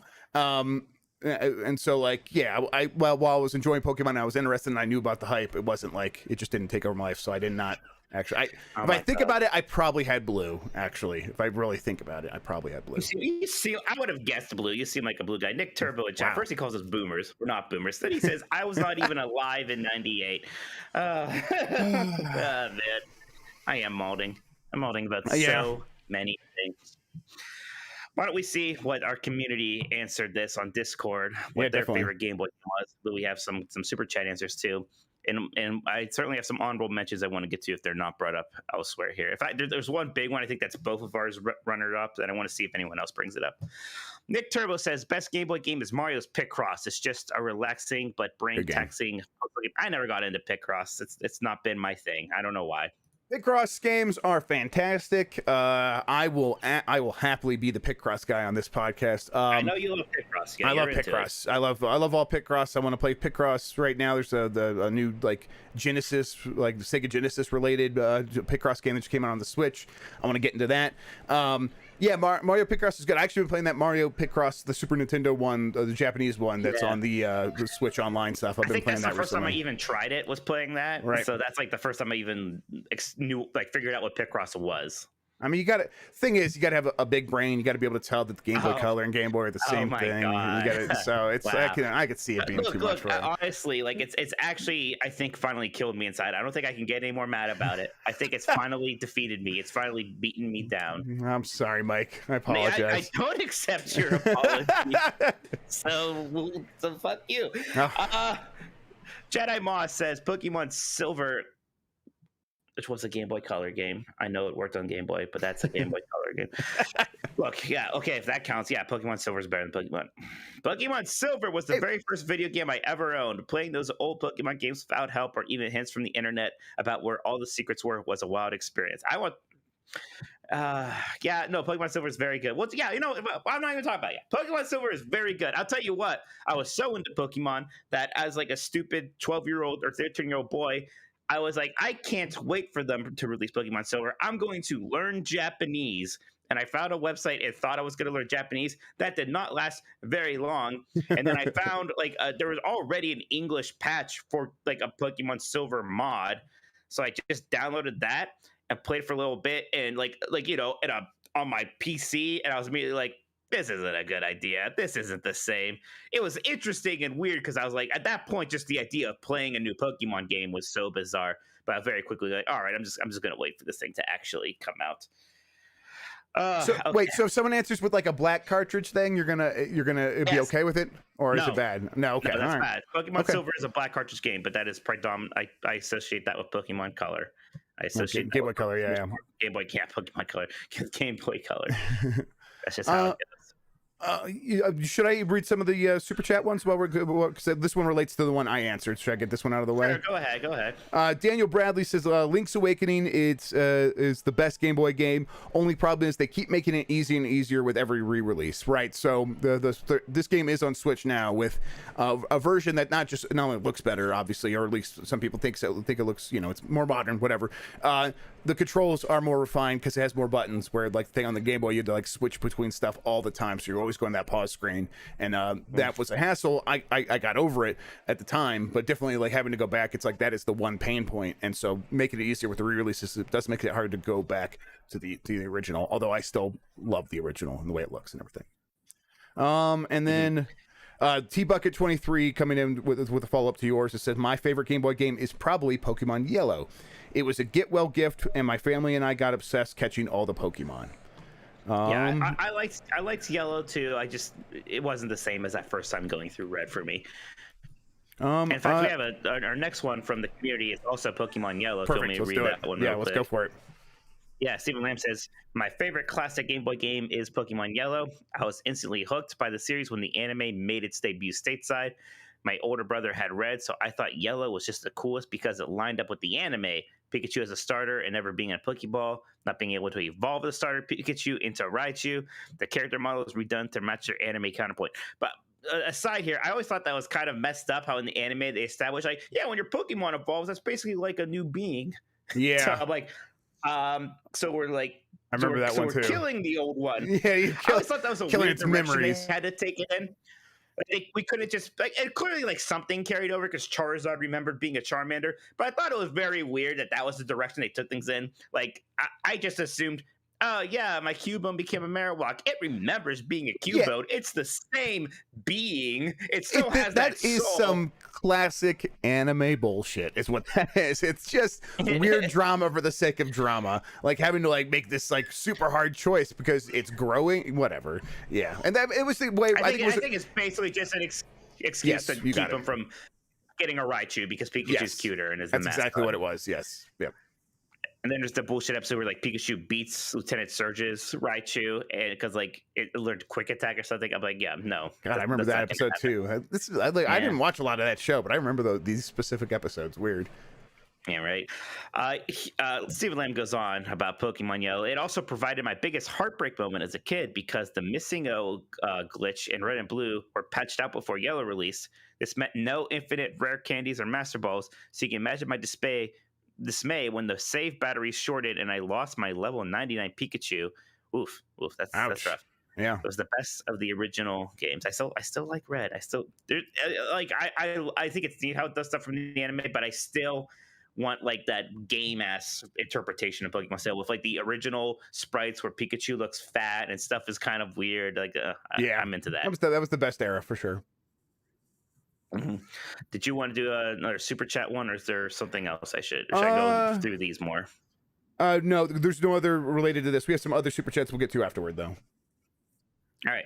Lower Legend says, Grubb has Link's Awakening, so I will throw a shout out to Super Mario Land 2, 6 golden coins. The first Mario Land game is fine, but was a downscaled Game Boy version of a Mario game. But Super Mario Land 2, 6 golden coins is a legitimately good Mario game that holds up compared to other games in the series. The soundtrack is fantastic. The art style has a unique spin from the other games, and this was the first appearance of Wario. The only downside is Mario's sprite takes up a lot of screen space, but this was an issue for a lot of Game Boy games due to the limited hardware.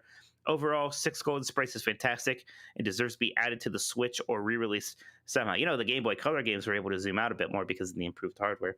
But but that Super Mario Brothers version of the Game Boy Color game was too zoomed in. So what are you talking? It's basically the same problem because it's the same.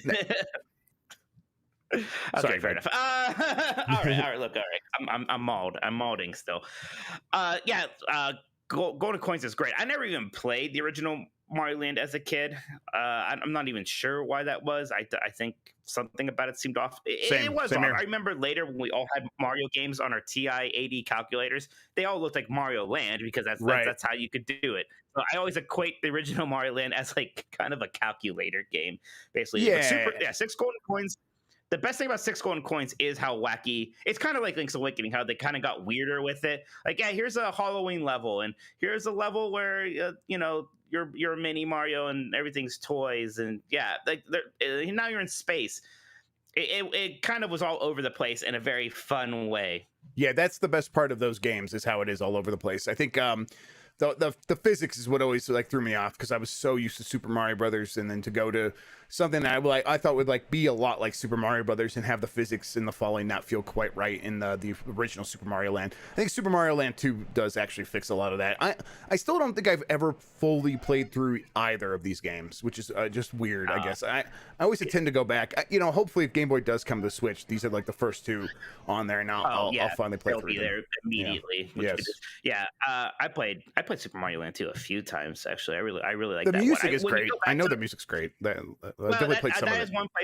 That's one place I give the original an edge. I think Super Mario Land 1 soundtrack is incredible. Mario Land 2 soundtrack is good. Right. But one is fantastic. That zoomed in thing does hurt the game. Not so much because of what you can and can't see, but because of that, level design is somewhat limited. There's not as much like interesting platforming that you're doing because you can't really see that far ahead and stuff like that. So it's not as like athletic a Mario game as maybe some of the other ones.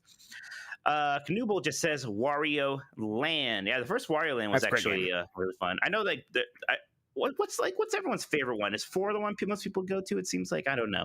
That was the Game Boy Advanced one, right? That was the first Game Boy Advanced one, or the only Game Boy Advanced one? 1 was just Game Boy, and like, I'm not trolling here. I think Wario Land 2 and 3 were Game Boy Color or something like that. Yeah, that sounds right. I love Wario Land. Wario Land's fantastic. I think I got it for like a birthday or Christmas or something like that, and really got into it. I really didn't even realize that Wario was from the Mario Land games at that time, because I hadn't played those games. So I was just like, oh, this weird new character kind of coming out of nowhere, and I'll play as him. And I'm like expecting, I didn't know what I expected Mario to be the villain at the end or something like that. And I can't remember how it actually works in Wario Land, but like I just remember it being like a Yeah, the genie. That's right. Yes, the genie that stole all his money. I don't know. It just has a lot of attitude and it's fun and it's got some cool different mechanics than Mario. Like it plays a lot differently than Mario, but I think it also is more suited to the Game Boy. Like it was really well made for that. Yeah, I agree with that. This is also my favorite thing to go to whenever people are like, Yoshi's Island is a Mario game. It's a core Mario game because Mario's the best argument for that. Yep. Yeah, this is Super Mario Land, Wario Land. I think it's actually called Wario Land, Super Mario Land 3.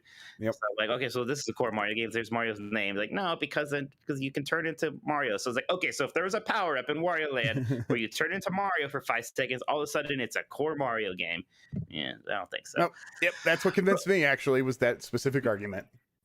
I know, I'm a genius. Pokemon Blue is probably my Edge guys. I should say AJ guy. He hates being called that. Edge guy. My brother put this one out. Pokemon Blue is probably my favorite Game Boy game at the end of the day, mostly because I caught Mew and you didn't. Wow, you didn't catch Mew. Okay, Toys R Us gave you Mew because you won a scratch off ticket. To be clear, that's how you got Mew. You didn't earn that. There was also that time I was trying to catch Articuno and my battery was low. The panic of trying to not complete the capture, but then saving the game, which I did right before the battery died, is an anxiety I still carry with me to this day. Oh, the panic of trying to not only complete the capture, but then saving the game right at the last second. I got you. Yes, I remember that. That was fun stuff. I think it actually did catch all 151 Pokemon because once you had Mew, it was like, well, now I can actually do that. So why not? Yeah. I never bothered. Like I never did the whole I had to catch them all thing. I didn't really care about that. To me, the game was basically over.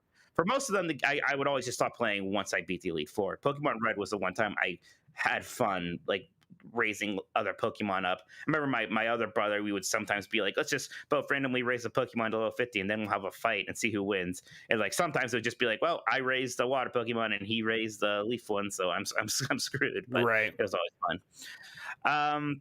Jake Bogdanoff. I said, why am I saying that so weird? Bogdanoff. You got it. Right. That last one is right. Yeah.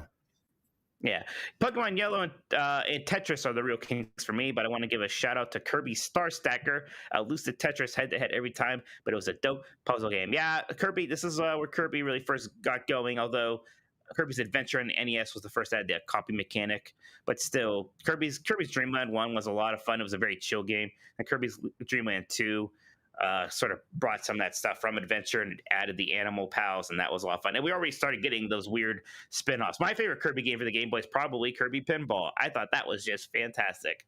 Yeah, there were some good pinball games on the Game Boy, but yeah, that was a good one. Yeah, go ahead.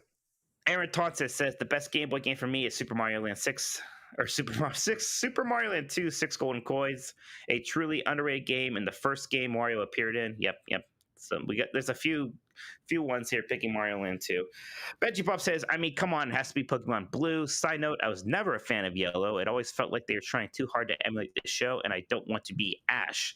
I want to be my own character, but shout out to Surfing Pikachu. I don't feel like that strongly about it, but I do agree. I ultimately preferred the aesthetic of the game compared to the anime. Giggy says one of my favorite Game Boy games has to be the Final Fantasy Legend. While Final Fantasy is in the title, it is actually the first game in the Saga series and Squaresoft's first million seller. Though it may be a bit of an archaic JRPG with a way too steep difficulty curve, there's a lot going on in this portable adventure, such as the full creation of your own party to the way different classes level up. Final Fantasy Legend is also credited with inspiring Pokemon to some extent.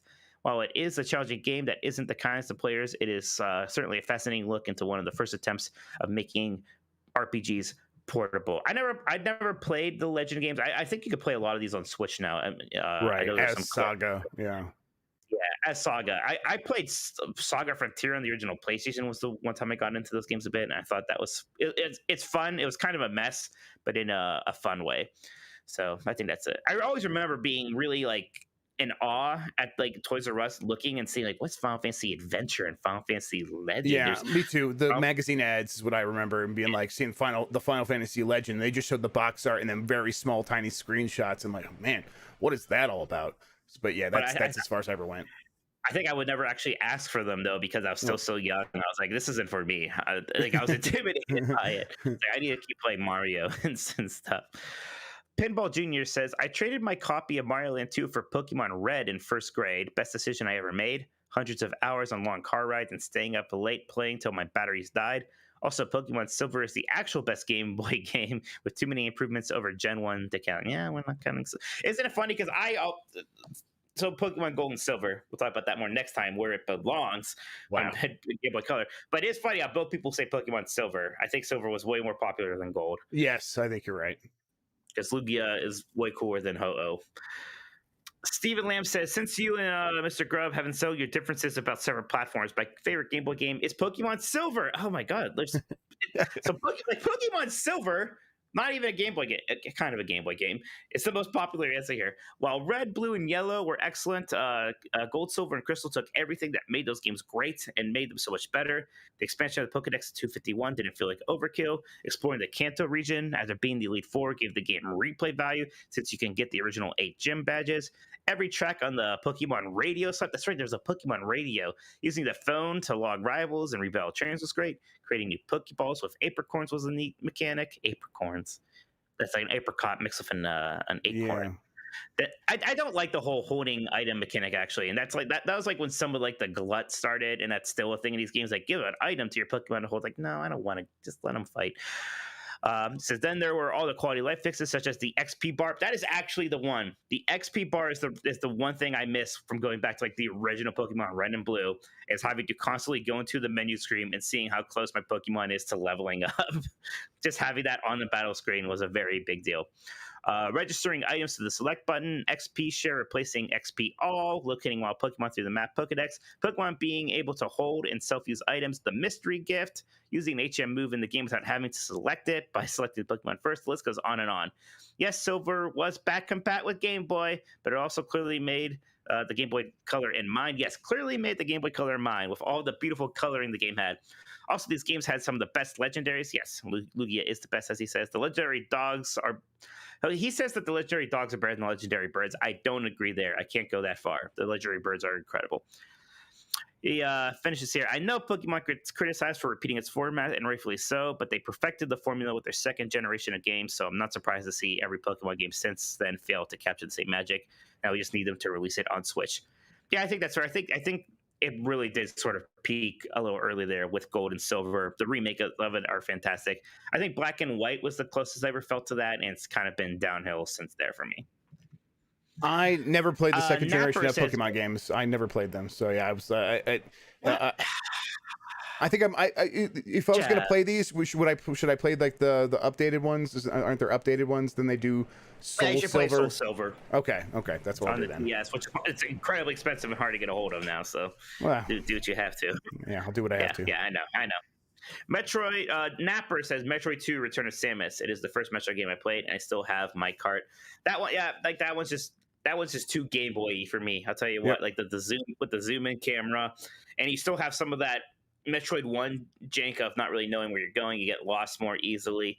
Like I would just play either Samus Returns or another Metroid 2 remake over the original.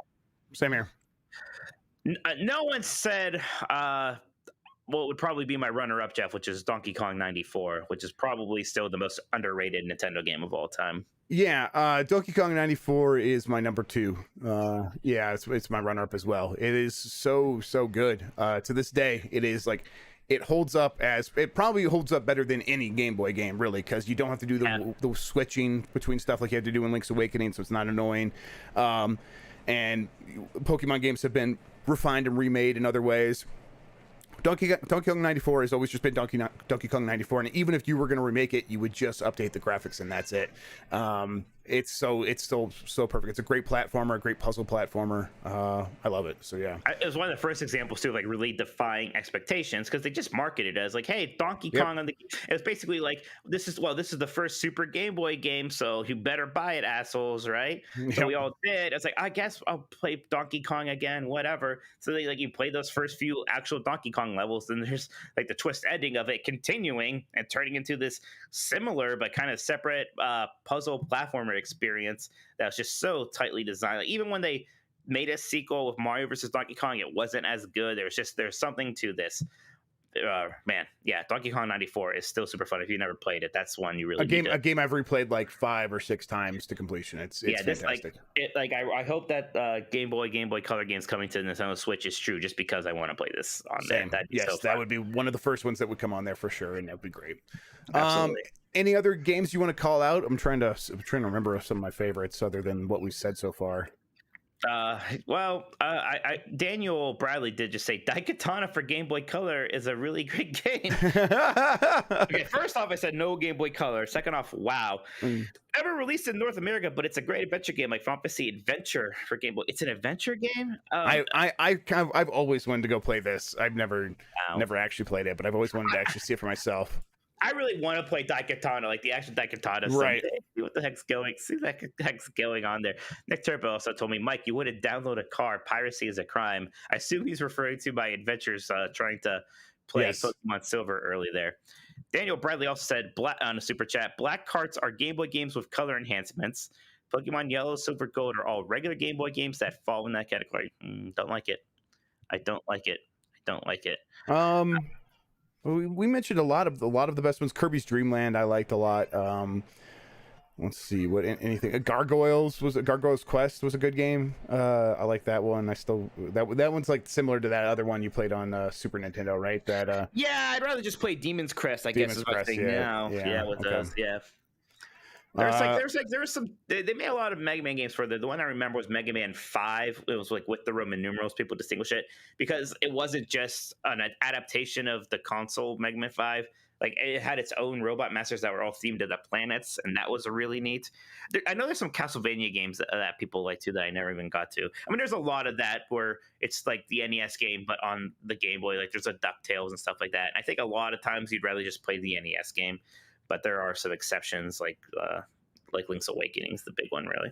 All right, we have forgotten one game that might be criminal that no one. I guess it makes sense because it's just so ubiquitous, and that might give it away. Mike, what am I talking about? Can you think of it? Well, someone said Tetris. Oh, they did say Tetris. Okay, I missed it. It was when you were ignoring me again. Someone mentioned Tetris cool. versus one of the other ones.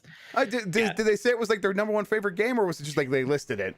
They said something. I think they said like Pokemon and Tetris or something. Okay, all right. Fair. I mean, they didn't go into it. What are you going to say? It's Tetris. Yes, yeah, that's exactly what I was going to say. It's Tetris. It's it's one of those games that's like it is so ubiquitous and so like it's easy to ignore, but it's also the kind of game where it's like, I'm a real gamer, I've played all these games, and then you go meet someone who's like this old lady who's been playing her same Game Boy version of Tetris nonstop for 30 years, and she's played it like for hours every day, and you're like, okay, maybe I'm not even as much of a gamer as she is. Like maybe she's what a real gamer is, because she's just played this one thing for so long, and it's like maybe like it's at the same time the most accessible game and also the most like hardcore game at the same time. So I don't know, it's worth calling out. And then Heineko Alien, which I mentioned a little bit earlier, but it's a weird game where you dig holes in your yard to trap aliens into it, and it's what I got along with Tetris when I got my Game Boy, and I thought it was like this weird side thing that like no one else would know about, but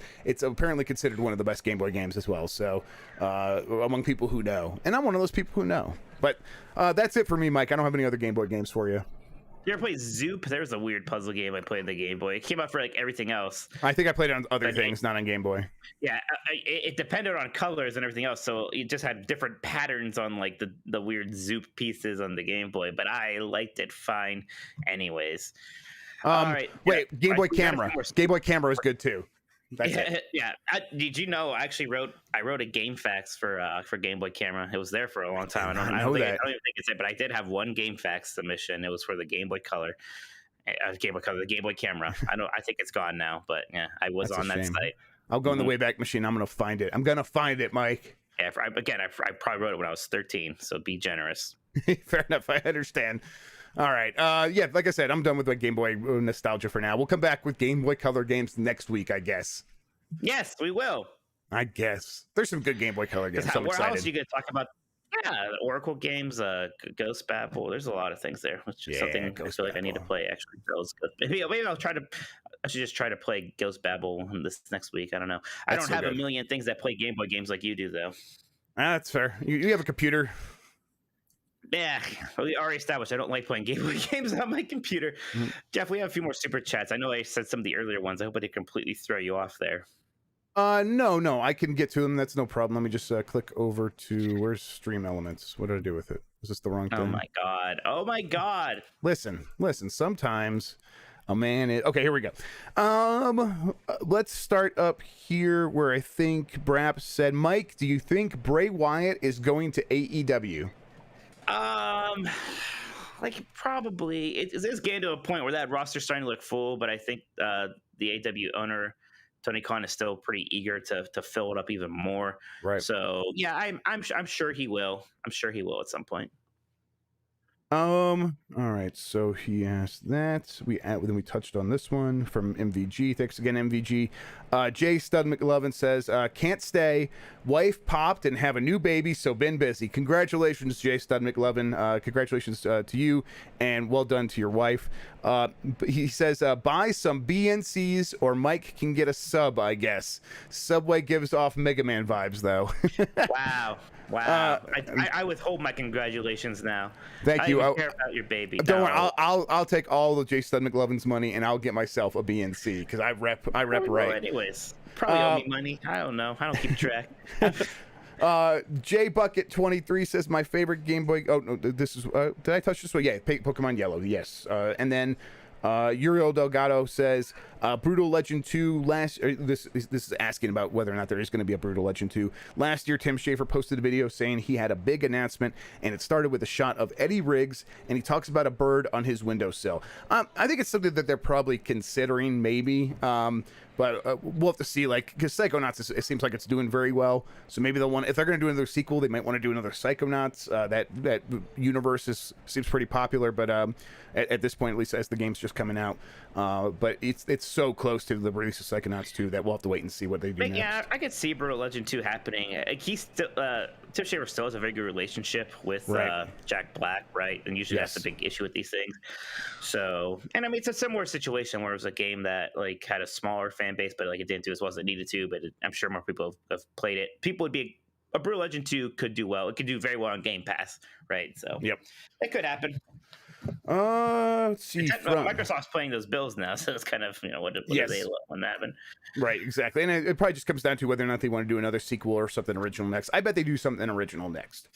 Let's see. Yes, you touched on this one from Daniel Bradley, I think right? we're caught up now. I think these are Okay. all of them. And you Yeah. Daikatana, and then you got the Nick Turbo one. So we're caught up. All right then. Well, Jeff, have you been playing any Nintendo games? I opened the Switch a little bit. I was playing some Super Nintendo online stuff on there a little bit, but nothing major. I actually did dive into that Mario Picross a little bit this week, and that's still good. But nothing too much, nothing new. Harmony of Dissonance. I'm still working my way through that when I get some time, but it's been a busy week, so I haven't had much time for gaming in general. Yeah, I beat Quake's main campaign. I'm probably gonna mess around with some of those machine games levels that they added, but that was a lot of fun. I'm starting to actually play Skyward Sword a bit more now. I'll tell you what, I'm still impressed how good they got that game looking. That's basically as good as any Switch game needs to look, is how good Skyward Sword looks on the Switch. Really, Yep, better than Pokemon Legends is looking. Really, right. Yep. I want to get back to Skyward Sword, but it's like such a big game, and there's so many other games coming out right now. Hard. Yeah, it's like I'm like, I'll wait maybe until we get to on the other side of some of these releases, and then try to get back into that. Yeah, right now I'm like, let's see if we beat this before Metroid Dread, because maybe we don't, and maybe Yes. who knows, I'm gonna get to it. Yep. All right, Jeff, I think that's it. I think that's a week. Okay. Well then, Why don't you end the poll and hurt me again? all right. So I don't know why I reminded you. So I'm ending the poll. We're going to tally this up. We're going to see what everyone had to say. Again, to remind everybody, this was, is the Game Boy Color a revision of the Game Boy, or is it the same, or is it a separate console, a separate generation? And let's see. Oh, my computer just freaked out on me. Are you still there? I got it. God, No. you're making me say it. No, This is like some weird. It's seriously like blacked out for a second. No, okay, no, I got it. Game Boy and Game Boy Color are, and then 63% said a revision of the same console. 36% said two completely different consoles. You guys are insane. I just don't get it. I think it's a little bit better than it was last time, to be fair. Wow. So you moved. This is like about the same as the people who thought the Super Famicom looks better than the Super Nintendo. I think that you are slowly making progress, and years from now, after you've completely molded into a ball of nothing, I think that there's a chance that you could get maybe closer to 50%. 175 people voted on this poll. That is so high. I think MVG sent minions. I think he tipped the scales. I think you might have too. You probably tweeted and said everyone should vote this poll to make Jeff Grubb mad. I just think it's in the universe. I think the answer is in the universe, and they provided it to you, and you won't accept it. No. Well, I'll tell you what. You're absolutely right there. I will not accept it. There is something you've got for sure. All right, Mike. We'll have plenty of chance to talk about this again next week when we talk about our favorite Game Boy Color games, everybody. I was like, I wish we did just do it as well, because now I have to let the pain continue for another week. Yeah, we'll do the poll again next week too, everybody. No. I just accept that you're all dumb. Okay, Mike. Should I hit? Yes, MVG, you sent minions. I know what you did. I see you in there. Don't laugh it off. Oh, that's very good. You got more minions than Illumination in that Mario movie. All right, Mike, should I hit the music? Should we tell people where they can find us on the internet? All right, go for it. Yeah, you can find me on Twitter at Tolkoto, Tolkoto. Check out 90s Disney, my 90s Disney podcast. I regret saying so many nice things about Quake now. The Quake port's awful, actually.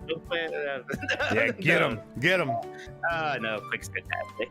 Our new episode of 90s Disney, I think, is coming out. Yeah, it's coming out later today, and it's on the Rocket Roller Coaster, so check that out. Yeah, next week we'll be back here. We'll be talking about Game Boy Color games, and Games Week Decides is on Friday. And I am Jeff Grubb on Twitter and Jeff Grubb on Twitch. Join the Discord, discord.gg/GameS. Come hang out there. That's a good time. Patreon.com/Jeff Grubb to get into the secret channels in there. How Games Make Money. New episode just went up with where I talked to Able Gamers, Steven Spahn, and Dr. Chris Power about APX, which is their certification program that teaches developers how to think about accessibility problems so that they're at the top of the mind when they're first making their games, so that they aren't issues when you actually get to the end and you're actually shipping the product. It's a really good conversation. They're both really smart guys, and it was really fun, so check that out. All right, Mike, next week. Woof woof. Bye, everybody.